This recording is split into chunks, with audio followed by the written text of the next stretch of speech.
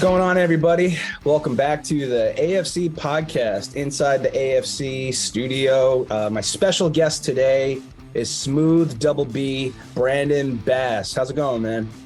Man, it's been going great so far. Just kind of like interacting with different people and just kind of like hoping to awaken your minds with the people who are listening to this podcast today.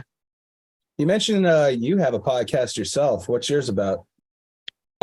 Yeah, so my podcast is called Chilling with Double B, and then over there we kind of just mostly talk about spirituality, kind of expanding your minds and just kind of like just becoming your greatest version through like spirituality or kind of like through like meditation and stuff like that. We've spoken on this podcast once or twice about mindful meditation. You ever do anything like that? Oh yeah, you can also like listen to like vibrational frequencies, like those different hertz like frequencies, and then kind of just like be in that relaxed state too. Have you ever experimented or experienced like just being around a beehive? No, actually, I have. So it turns out they produce a very high frequency of vibration that triggers some sort of frequency that our bodies actually use to sort of like, if I remember correctly, because I see everything on TikTok, all these little things. Basically, it removes like some sort of inflammation in the body, not so much your joints, but it puts you in this status of relaxation. And I think there was an actual like published theory on how people who surround themselves with bee increase their lifespan by like 17%. Oh wow, it kind of like there's definitely like a connection between like bees as being like spirit animals for like people, so I can definitely see that happening. I was always curious about them because like biblically they're a strong reference on survival, not just from the honey. And sure, as we know, like what they actually do for the planet, on how they just keep the ecosystem alive through cross pollination, all these like sustainability of wildlife, all these little details on how essential they are. Yeah, it kind of seems like a lot of people are like scared of these like little creatures and just scared of like animals in general, but like they don't really see like the bigger picture between why they're here and why they're operating for like the planet since like today's Earth Day as well too. So, Oh, they got a strong bite. You ever get stung? oh no, good thing I haven't because You don't want to. It sucks. yeah. So, Smooth Doubleb, like, where do you hail from? Where do you call home? I'm currently in Massachusetts right now. New England boy.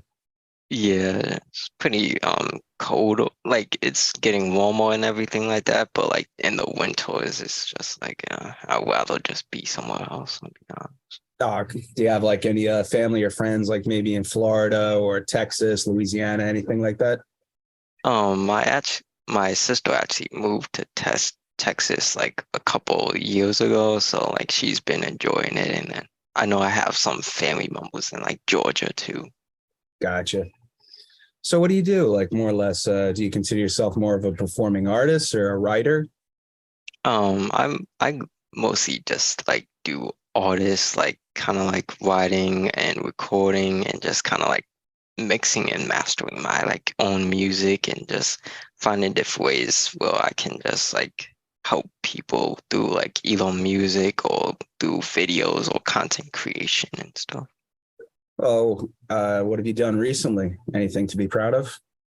I know last year I self-published my first book, but right now I'm just going through I'm That's just going yeah, thanks man. I know this year I just mostly focus on like I'm doing like this afterlife series of like albums, like musical albums, where it can like all combine together at the end of the cycle afterwards, but it's been pretty cool. Oh, so you're publishing like a musicabre or some kind, where it's one giant like symphony of storytelling, Act One, Act Two, Act Three.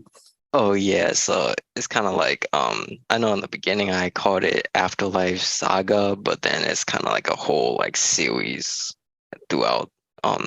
these past months. Well, how does that work? Like you do like 5 minutes at a time, or is it like an album each?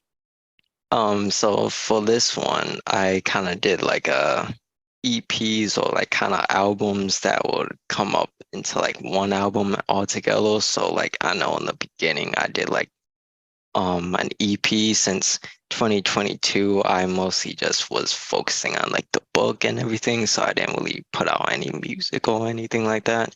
So this year I was kind of trying to get back to it. So I know originally I didn't want to make like a series for like my book. So I kind of had this idea of making a series out of something. So I kind of like toned into music and just had specific albums for specific storytelling that will all lead to the last one. So I can Well, go how, through. well, how would you describe like your music? Does it have a certain genre, or do you work with certain instruments, or do you really mess around like maybe with the hertz and the vibrations of the music to create sort of like an experience?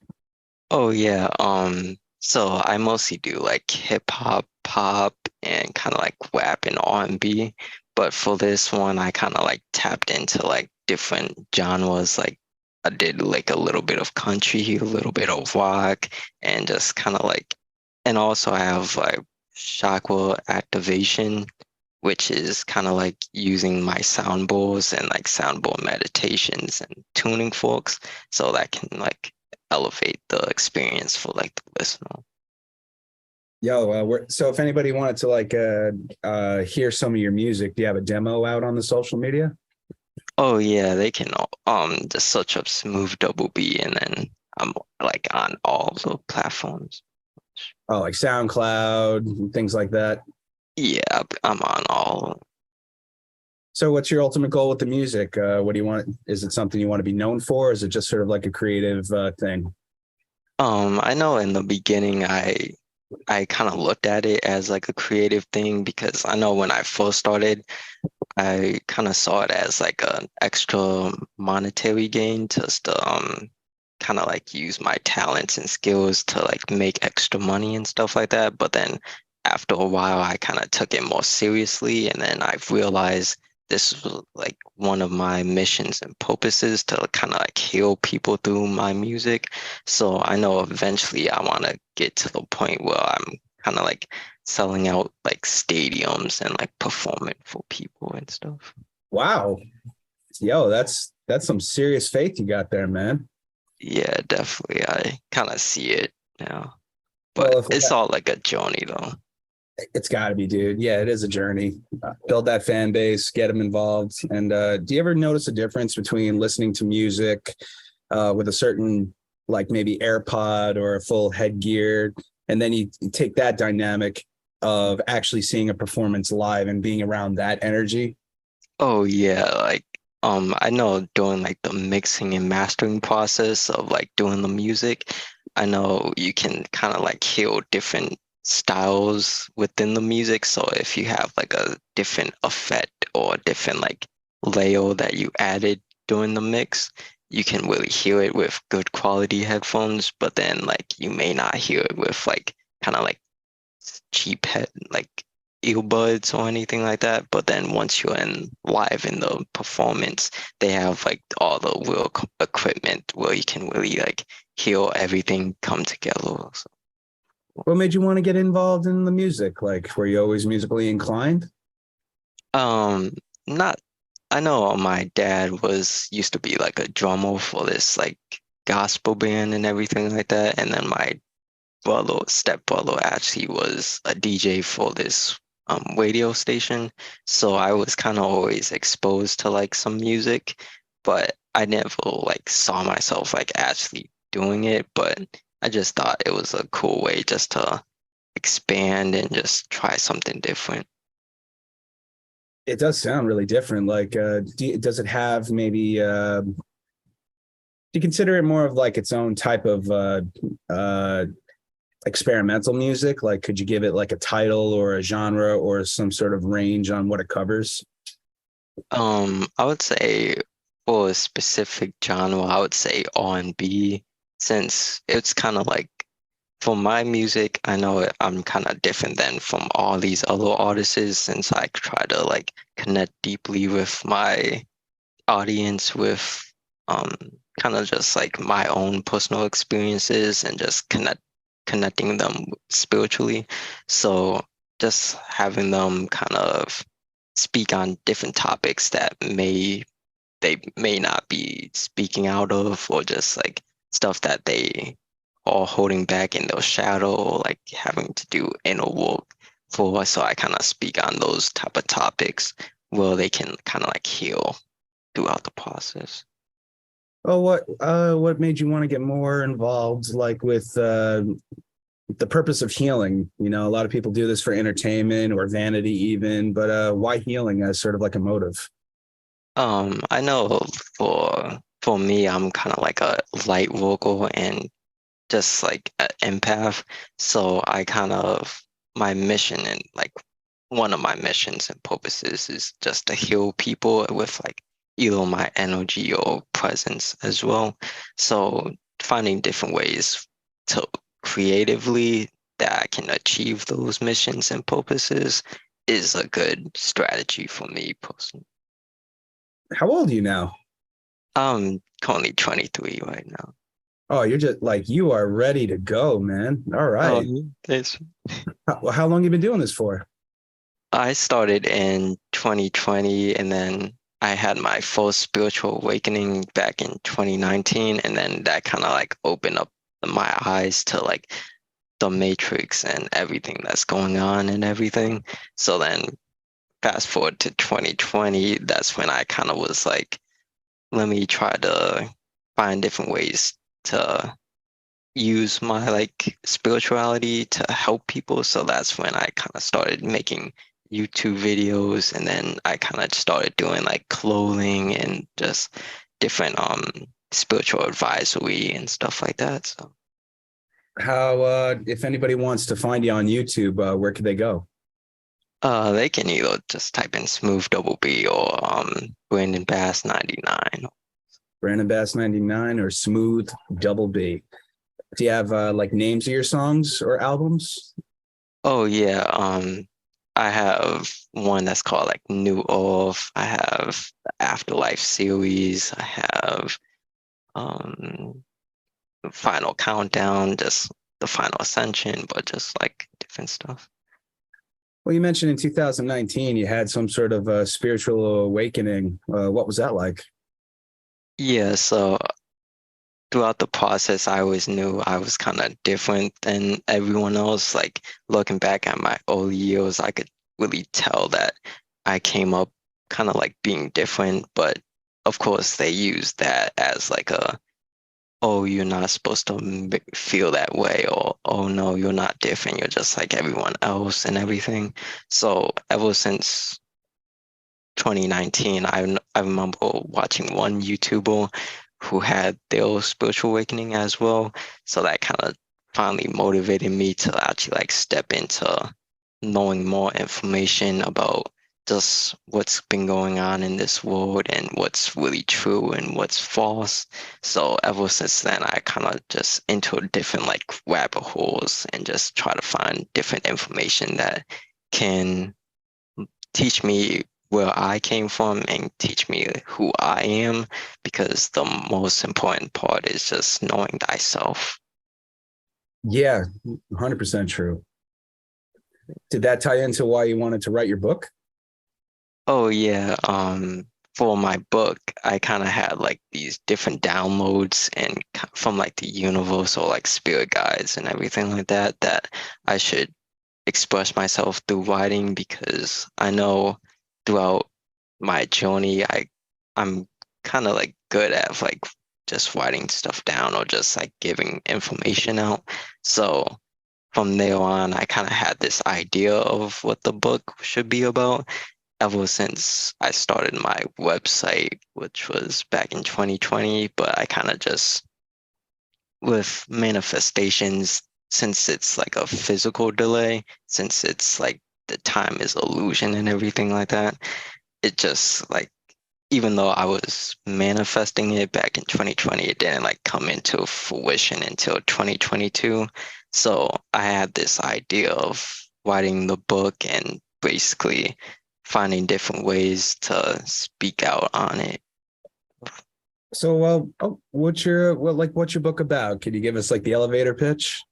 Oh yeah, so it's about a group of people who are kind of going through this virtual reality escape room. So basically, they talk about I basically in the beginning I talk about each character and how they all act currently, and then over time they come to this show was kind of like an escape room show, but let alone it's kind of like a virtual escape room. So they kind of go through each element, and like one element might be like a zombie apocalypse, one element might be um like just going through different escape rooms, and it also talks about their like childhood traumas and overcoming their obstacles and just inner work and everything like that. Do you have a name for it? Oh yeah, it's called How to Overcome Apocalyptic Events. Yo, let's go. Oh yeah, Congratulations, thanks, man. man.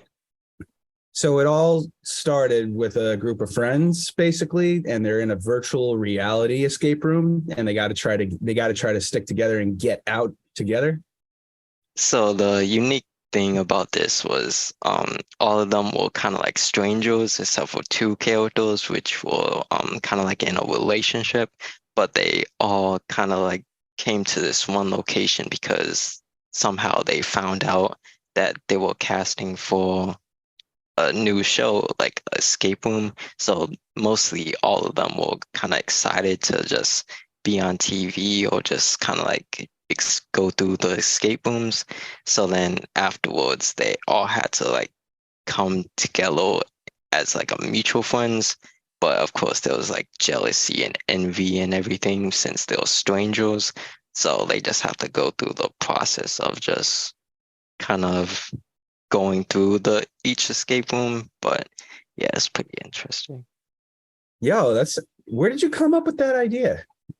Oh, it was kind of like just like popped up in my head. Like I remember in the beginning I kind of wanted to make like a book about zombie apocalypse, but then over time I kind of realized there was more with the title How to Overcome Apocalyptic Events. It could be more than just zombies. So I also included like the wild like AI and robot apocalypse because like Uh, natural disasters and so you got different, Judgment Day, you got little bits and pieces maybe of The Last of Us and just how to survive from each other.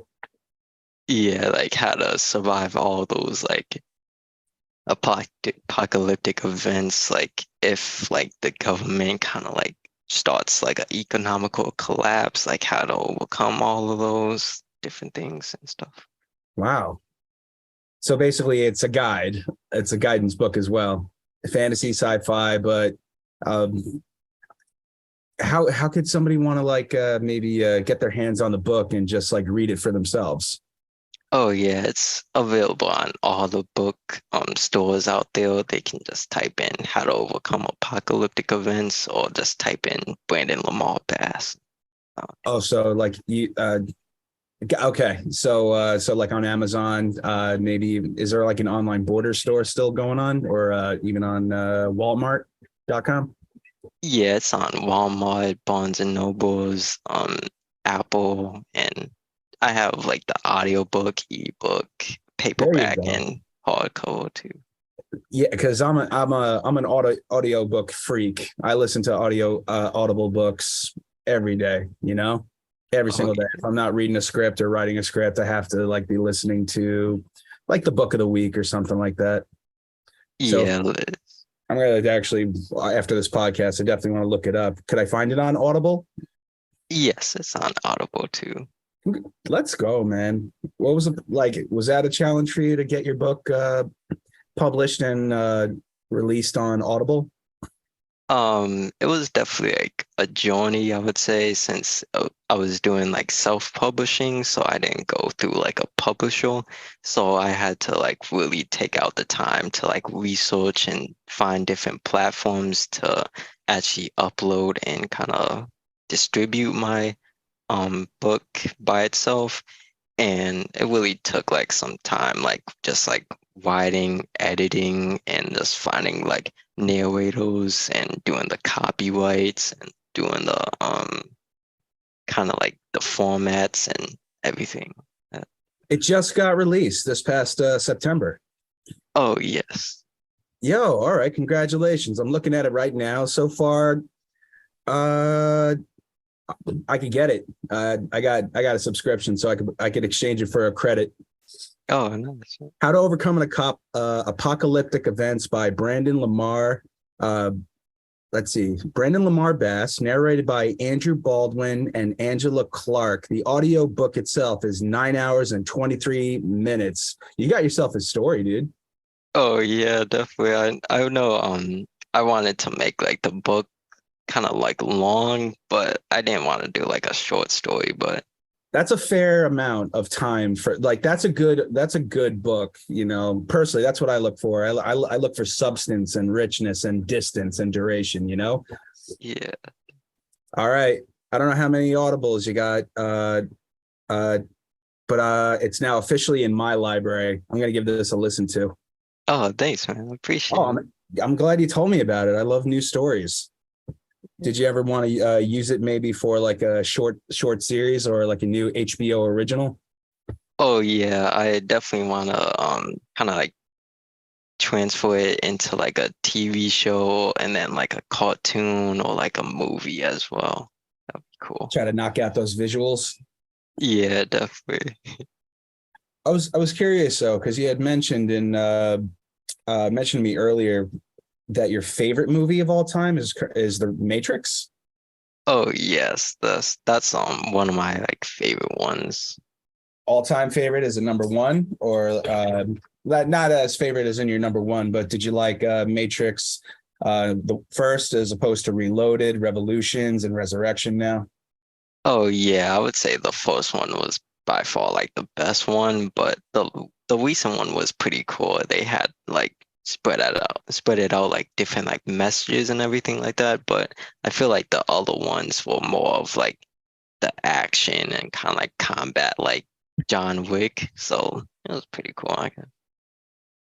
What'd you like about the Matrix? Just like it seems like you had a spiritual awakening where you got tapped into the Matrix itself. Like, did you kind of feel like the way the world is, something's off, and you just don't know how to put your finger on it? I know when I first was kind of like awakening, it was I didn't really actually know about the Matrix movie since when that came out, that I was actually just born in that year or two. So I didn't really figure it out, but I kind of was just like researching like spiritual movies just to watch, just to like see like the hidden messages that they put into the messages and everything like that.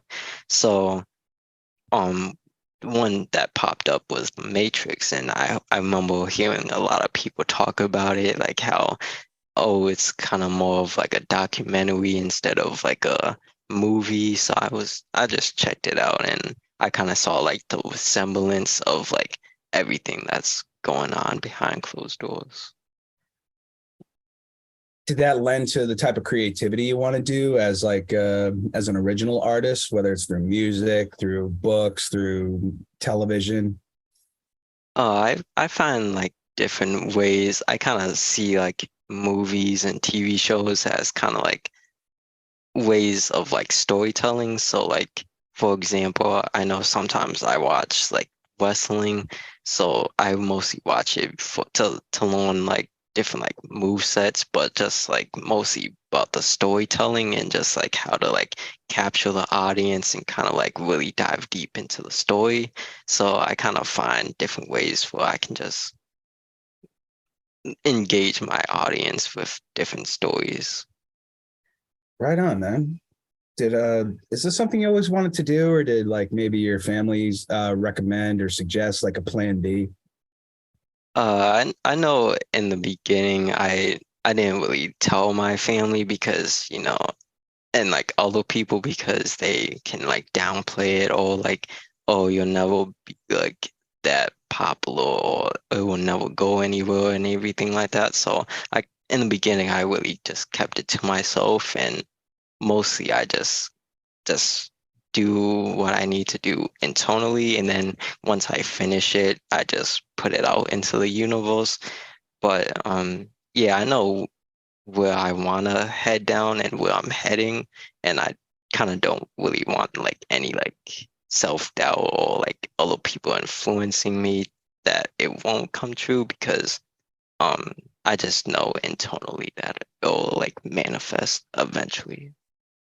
So what's your motive? Like, is it more of like a validation that you knew that you could create, or uh, did you have I guess a drive to you did say that you wanted to help with healing people, and I definitely think that's what motivates you. But to continue, did you ever experience somebody suffering to the point where you just can't help them? I know I try to give advice to people who are going through like tough times and everything. But I know internally it's like a self choice. So like they can either keep choosing to like suffer or kind of like change like their mindset to become like greater or just like looking at the best out of those situations. So trying to like give them like huddle, like subtle like reminders but also just being there for them because I know like when you're going through like tough times or kind of going through like a spiritual awakening by yourself, you feel like you're just alone and no one can relate to you or connect with you. So I just try to be like that support system for people. So, what's your primary tactic for you to get through, I guess, when you're feeling down and low? What's the number one thing that you do to get out of it? I mostly try to either like sun gaze or kind of like go out in nature or just like have a conversation within myself through meditation. I would say those have been like really helpful for me personally. And these tactics work under any circumstance, whether it's like from an internal conflict or an outside influence. For internal conflicts, I would say you would have to kind of like get to like the problem. So like kind of like see where that pain is coming from because mostly it's coming from like childhood trauma or like past life remembrance. So just trying to get to why you feel that way in that situation, what kind of triggered you and kind of like how can you overcome or kind of see like the bigger picture within that situation.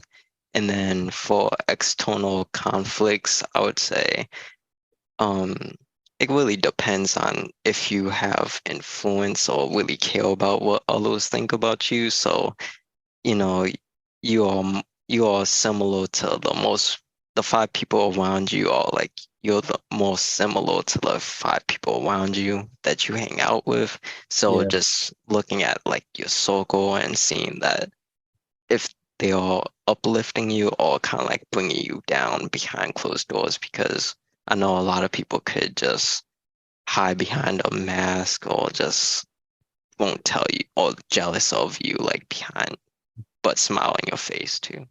Welcome to Happy Corner. This project strives to make safe housing areas for stray cats at an affordable price. It's so easy to put together that even your children could have fun making one. Help keep cats and other animals safe with their own little Happy Corner homes. You can help this project become a reality by donating to the GoFundMe page. Happy Corner homes are a great way to show those animals in need it's okay to be happy.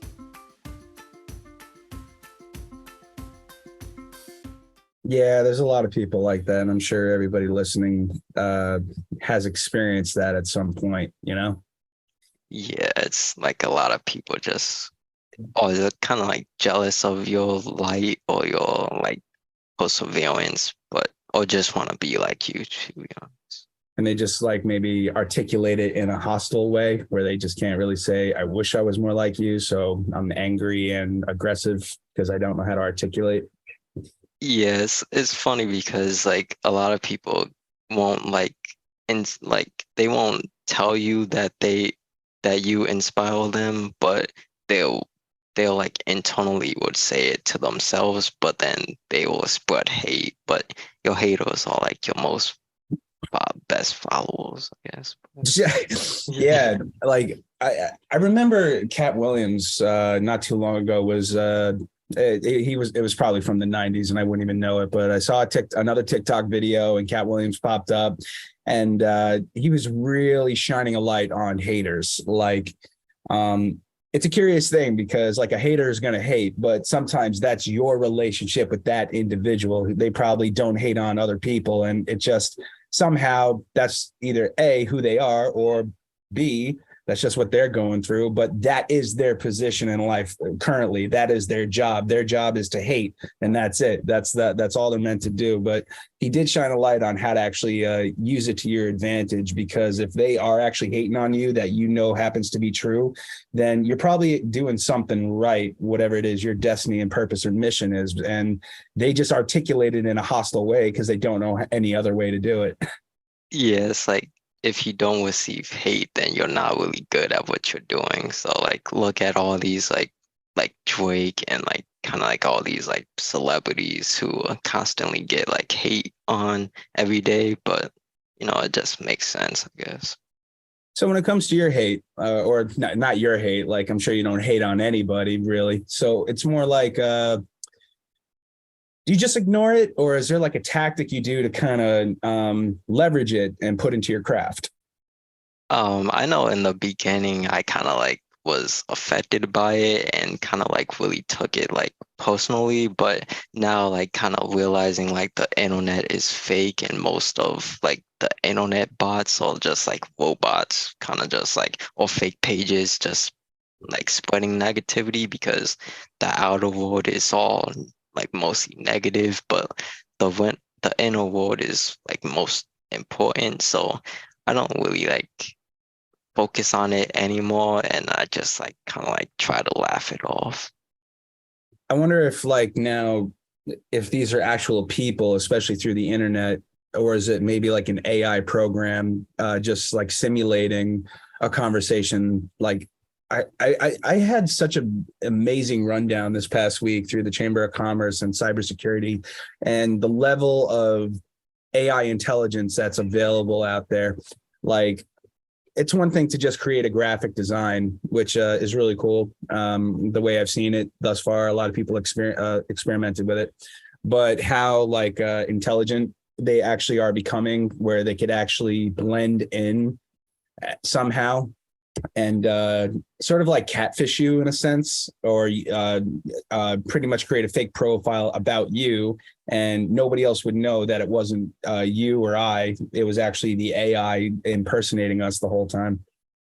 Oh yeah, it's crazy. Like just like with like the catfishing and just like with the chat GHP and all the other like AI and just like now they have like where you can like record your audio through AI and everything like so and everything like that. So it kind of seems like a lot of people are getting too attached to Roblox, and then like eventually that's how their plan works. It's just like slowly trying to like get you comfortable using it. So then when it comes out fully, then you just like be accepted to it.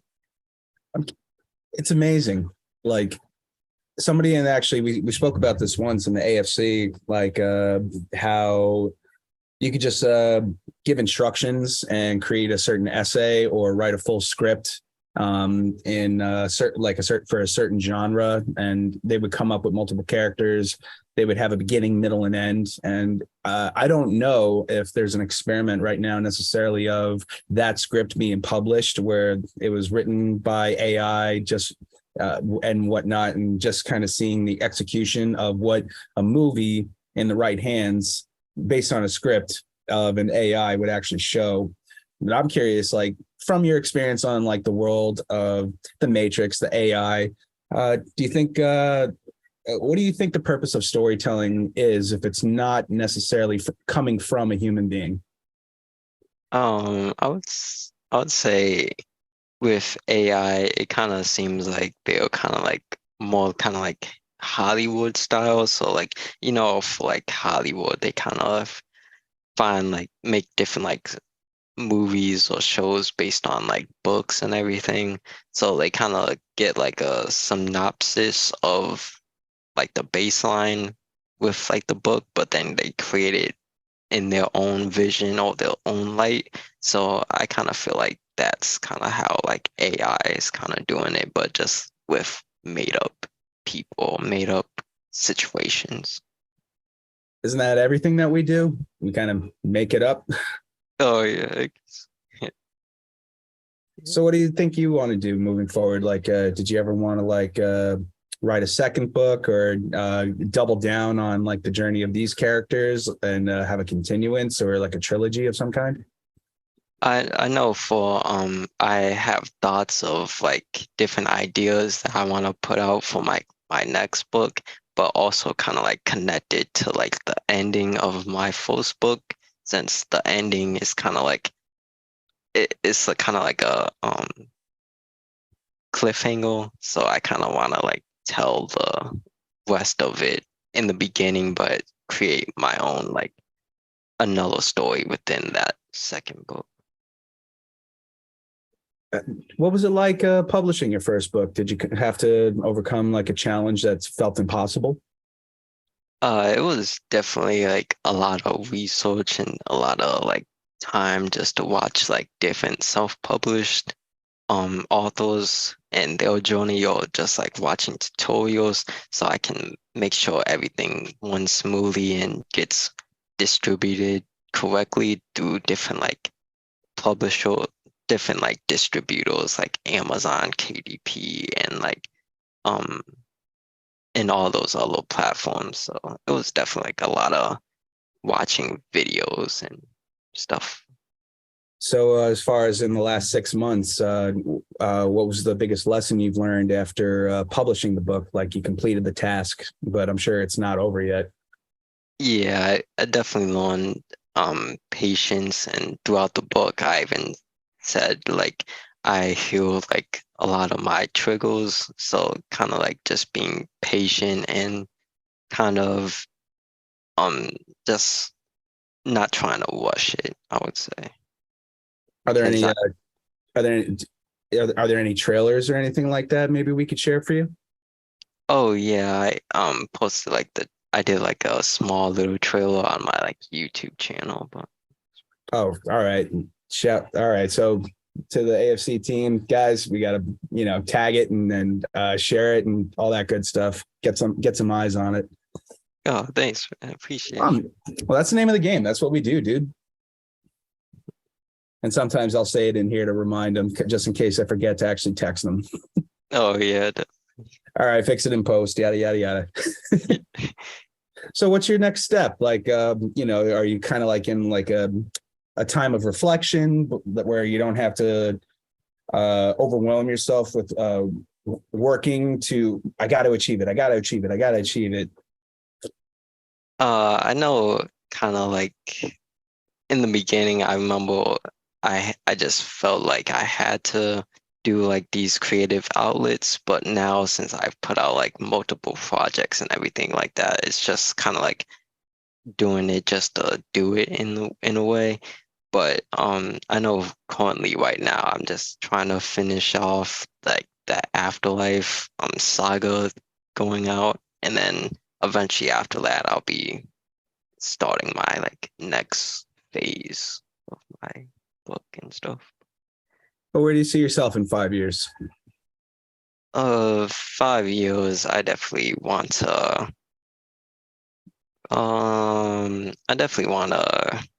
be at a position where I can do my businesses full time instead of doing it part time and just like having like these other jobs on the side and everything like that.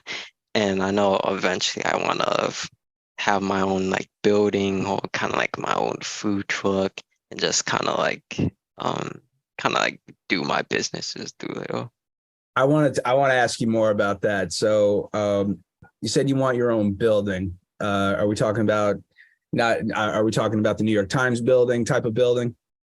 I know I kind of wanted like a building where I can like do like all my services. So like one side is kind of like, but then I kind of want to like have like a restaurant, but then also like provide like different services like healing or like therapy or kind of like doing like consultations, but then also have like clothing on the side and just different things that combine into one building.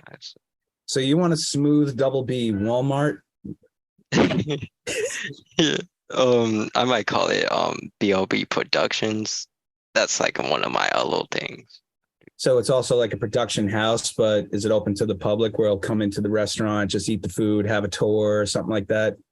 Yeah, I kind of want to like have it all like in one building and then kind of like expand on that so I can have that building be represented in like different states or like outside the country too and stuff. You That want would to be cool. franchise this? Yeah, eventually I want Yo, to. yo, you got some drive, kid. I can't. I'm so happy to hear that. So what are we talking about? Like the food? Is it more of like natural food where it actually produces like healing to your body, or is it just like experience? Not like the menu, but like an entire like theatrical element to it as well. Yeah, so for the restaurant, I kind of want to have like my own like garden, but like, and then like food from the garden. I kind of want to like make that name like food from the garden, but then I kind of want to have like a rooftop bar or just like have like a party events like on one level and then the other level is like a restaurant. Then the top level is like a rooftop bar and I'm just finding different ways. But That actually sounds like a lot of fun. But did you want to? What state did you want to do it in, or like where were you thinking of doing it? I know one state I was thinking about like is Florida to start because it's kind of like hot down there and like a lot of people come out for spring and summer break and everything. So that would kind of like bring more people together. But I'll probably start either there or like Texas or one of the big states. Do you feel like I don't even know how to ask the question. Like I'm really blown away. It seems like it's its own like not to throw Disney under the bus because I got a lot of mixed feelings and love and I wish it were better type of respect for Disney World and places like that.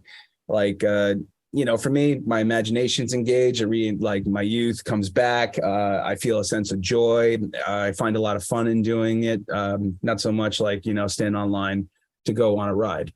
I never had a bad experience other than the food at Disney World. Yeah, I know Universal Studios is pretty fun too. I love Universal Studios. Their closing show, like that actually got me teary, on being on this side of the business where it's just like it all started with imagination and it's now a compilation, I'll say, of all of these different creators into a theme park where you got the Harry Potter places over there, you got the Back to the Future, you got Feifel Goes West, all of these little things that just cover like an entire generation of time and different genres and creativity all in one place. It's like you're inside your own human brain and it's actually here right in front of you. Yeah, it's definitely like a kind of nuance, kind of just like a remembrance of everything. So it's pretty cool. Yeah. Did you ever want to do that? Like you got yourself a building, but like would you want to do a theme park as well? Um, I never really thought about it, but I mean, it would be cool. I know we had a theme park built in upstate New York called Legoland. You ever experience a Legoland? I remember when I went to New York, I remember I went to Legoland and I went to like the M&M stores and different stuff like that. Oh, all right. How'd you like it though? Like, if there was one thing about the theme park Legoland, if they could do better, would it be maybe have Smooth Doubleb distributions there? Oh yeah, yeah, that'd be cool. I recommend everybody go to a theme park and just give them feedback on how to make it better. And honestly, do not go there hungry. It's not worth it. Yeah, their food is just like you get better food if you just like go somewhere else at that point. I mean, that's the one thing I don't really I can't respect, like you put billions, into projects, like billions of dollars, and you want to have everybody like come and have a great time. But it really bothers me. And we did have a guest come on here and actually give us words of wisdom. Who are you doing this for? Have you ever felt like maybe after somebody experienced a time with you, the last thing you would ever want to do is just leave them with a bad taste in their mouth? Yeah, that's the last thing I want to do because the last parts of like the experience is like the most memorable, so you kind of want to leave that impression too. That I couldn't agree more. I think money doesn't exist. It's a tool, but a lot of people just they shortchange the experience and the joy of actually who are you doing this for? Like, do you really want like there's such a common term in theme parks where you want to protect the magic. If it tastes terrible, you're not fooling anybody. Yeah, definitely. I'm sorry. Like it could be a lot of fun, but there was an outstanding. Oh, I gotta look it up. Um, before you probably don't know this little fun fact yet, but the Astoria Filmmakers Club started the Triborough Film Festival this past January. Um, and I took charge of that. And one place that we found was actually called the Firehouse. And that is downtown, I believe, old engine either 41 or engine 8. It escapes me, but now they completely refurbished like a very late 1800s New York City firehouse and turned it into an entire film school and movie house. Oh, And yeah, it's incredible. It's called DCTV. And they had one very unique and special documentarian come in who created a film about, I believe it was her grandfather, who was actually Walt Disney himself. And I believe it was called American Dreams. And that's actually a story on basically how basically they just they prostituted the entire vision of maybe whatever Walt Disney truly had to leave a legacy, and what they're doing to their employees, and how literally there's no magic involved. It's like, it's almost unfortunate. I hate to say the word, but it's honestly it's more of a fraud. It's a complete and total con. It's a dependence on like the idea of getting the experience and actually truly enjoying it, and contributing to like human addiction in a way where we're just completely oblivious to it all. And we just want to be a part of something where 50,000 people every day also do it. So why not be a part of it, but not express a true opinion about it? So the documentary I thought was wonderful. And I recommend it, American Dreams. I'll probably tag it in this podcast. You can find it on Amazon Prime. And I don't know why I just totally jumped ahead and just left you out of the conversation. Sorry, dude. oh no, man, you're good, man. That was great. But I'm curious. So like, as far as like, filmmaking, have you ever done a movie before, acted in anything? Oh, I know I do kind of like modeling and acting on the side too. So I kind of been in like different like commercials or kind of like print modeling and everything. So I kind of see like the vision of how people kind of like write scripts and kind of just have like the art actor or actress kind of like speak a story through their creation. So it's pretty fun. That's awesome. So you've always been more of like on well, has that ever inspired you to like maybe do your own show perhaps, or you might have mentioned it earlier, and do you want to write maybe an adaptation from your book over onto the screen? Yeah, I would love to make like a first I would say like a cartoon for like my first book. I would see myself making like a cartoon show, like a kind of like a kid show, and then like a real like in real life like movie with like real people with with that book. But for like my next one, I kind of see that being like a TV series, like of like real people. But yeah. I'm curious. So why do you want to do that though? You know, because very few people really have an accomplishment such as yours, truly, like a published book. It's available on Audible. And what is your drive? Like, why do you want to keep doing it? I know for like the books per se, I kind of know like a lot of people really speak value of like seeing a visual come to life with like the specific art. So like for like music, that's why like a lot of people do like music videos or kind of like storytell through music videos. So I kind of see myself doing like kind of like visuals for like the books so it can like kind of like show people like how the process goes and just like not only just how it plays out throughout the book but how it comes to life as well. Are there any like creatives, like directors, filmmakers that you've used sort of like as a navigation point to aspire to? And maybe their technique is something you want to actually incorporate into your own work? Like, who's inspired you to do it, go down that road? I know some directors that I kind of look at as like being kind of like really creative is like Jordan Peele or kind of like the person who directs the Avatar movies. Mm-hmm. So like just kind of like having like that really like experience or like really dive deep and like spreading like hidden messages within the movie, but kind of like tell like a bigger story. Gotcha.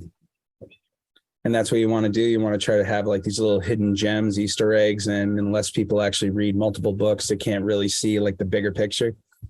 Yeah, and then I kind of want to like you know like those screen rants on like YouTube and stuff like that, like conspiring like conspiracy theories or kind of like having their own like revelation of what they think may be going on, but like they don't really know what's really going on. So just like building more like conversation around it, I'll say.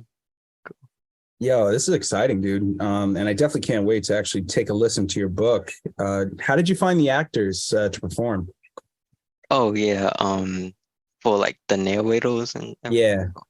Oh yeah, so I used Fiverr. I know I put some of my services on Fiverr, so I know they're like reliable. So I kind of just searched up for like I use Fiverr to find like my book cover person and the format and the narrators too. So this is a good source. That's no, I love using Fiverr. This graphic in particular was designed through Fiverr. Oh wow, that's dope. No, like it's a fantastic tool for business, man. And just it all goes right through that app. You never know who you're going to actually like. You know exactly who you're going to hire, but their creativity on their resume, it's such a valuable resource for almost everything, I'd say. Yeah, there were definitely like a lot of creative people on there too. From all over the planet, you know? Yeah. Oh my gosh. I gotta say, Brandon, like you're an outstanding individual. You're an awesome kid, and I can't wait to listen to this book. Like it's the first of its kind. I never would have thought of an escape room virtual reality. I've never experienced anything like that. You know, I've never done an escape room. It always looked kind of cool. But VR, where you're in the safety perhaps of your own home somewhere, and then you're submerged into the digital reality in that matrix, that metaverse. Yeah, there's like parts of like the story will like you can't like it's like a blend between virtual reality and the what's happening in real life, but I won't tell you too much. I'll just let you see how it plays out though. All right. If yeah, we'll play the trailer for you too, and I can't wait to check that out. Oh yeah, Well, thank this is exciting, man. I can, like honestly, uh, I definitely want to know more about your podcast. Please share all that information with us. And one thing we do normally before we just kind of start wrapping things up, we always want to end it on a note where it kind of keeps everybody's hopes alive. And we end the show usually with a little something known as the right words at the right time. It all started from this book called The Right Words at the Right Time, written by Marcy Hopkins Thompson at the time. And it was just a collective of essays of celebrities, politicians, and athletes where basically they were all given the right words at the right time that just carried them through, for better or worse, thick and thin, to just keep their hope alive. So, Brendan, my curiosity was, has anybody ever given you the right words at the right time that have stuck with you all the way up until this point? Or if you had any words of your own that you would like to share? Uh, I would say for like people, I would definitely say just to know who you are, know where you came from, and kind of like continue stepping into your authentic self, because you're the holder of your own pen. You write your own story, so you shouldn't have like other people write your own story for you. So if you know who you truly are, then you won't allow like other people to influence you or get you off like on the wrong track and everything. So I would say just really just know who you are and just continue being yourself.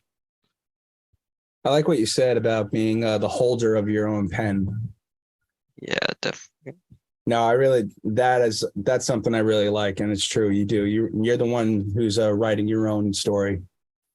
Yeah, a lot of people just like have like different like influence of like on what they should be or how they should act in a certain way, or kind of like not trying to fulfill your own desires, but it's like your life, because like you don't want to like come back and like redo it because you didn't want to do, because like if you don't want to didn't accomplish something or didn't really want to do what you really wanted to do, then you'll just like come back and just try it again.